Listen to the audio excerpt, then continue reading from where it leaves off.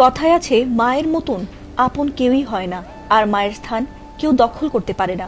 সেই কথাই আবার যেন বাস্তবে রূপ নিয়ে এক হৃদয় বিতরক ঘটনার জন্ম দিয়েছে। শিশু সামিয়ার মা মারা যাওয়ার পর বাবা ঠিকই বিয়ে করে আনেন অন্য এক নারীকে। আশা ছিল হয়তো সেই নারী প্রচলিত সৎ মায়ের মতো না হয়ে আদরে ভুলিয়ে দেবে ছোট্ট শিশুটির মা হারানো বেদনাকে, কিন্তু সেই সৎ মা উল্টো এমন নির্যাতন করেছে যা সইতে পারেনি শিশু সামিয়া। এরপর সে যা করেছে সেই ভিডিও এবার ভাইরাল হয়েছে নেট দুনিয়ায়। ঘটনাটি ঘটেছে কুমিল্লার লালমাই উপজেলায়। সেখানে সৎ মায়ের প্রতিদিনের নির্যাতন সইতে না পেরে মায়ের কবরের সামনে গিয়ে চিৎকার করে কান্নায় ভেঙে পড়েছে সামিয়া নামের বছর 12 এক মাহারা এতিম শিশু।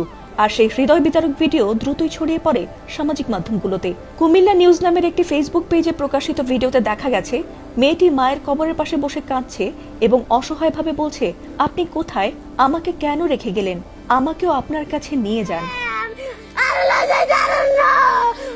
ভিডিওটি ভাইরাল হওয়ার পর অসংখ্য নেটিজেন ভিডিওটি শেয়ার করেছেন এবং মেয়েটিকে খুঁজে বের করে সাহায্যের হাত বাড়িয়ে দিতে চেয়েছেন।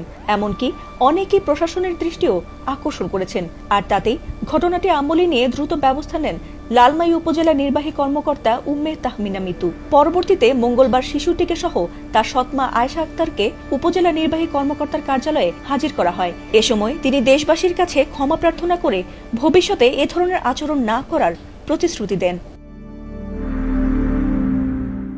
এ নিয়ে ইউএনও উম্মে তাহমিনা বলেন, শিশুটির সৎমা আয়েশা আক্তারকে 1 মাসের জন্য সতর্কতামূলক সময় দেওয়া হয়েছে। এ সময়ের মধ্যে যদি পুনরায় এমন কোনো অভিযোগ পাওয়া যায় তাহলে তার বিরুদ্ধে আইনানুগ ব্যবস্থা গ্রহণ করা হবে। প্রশাসনের এমন দ্রুত পদক্ষেপে সন্তুষ্ট হয়েছেন স্থানীয়রা। একই সঙ্গে শিশুটির নিরাপত্তা ও সুরক্ষা নিশ্চিত করতে সংশ্লিষ্ট কর্তৃপক্ষের ধারাবাহিক নজরদারির দাবিও জানিয়েছেন এলাকাবাসী। ফাতিমা সুলতানা, এটিএন বাংলা।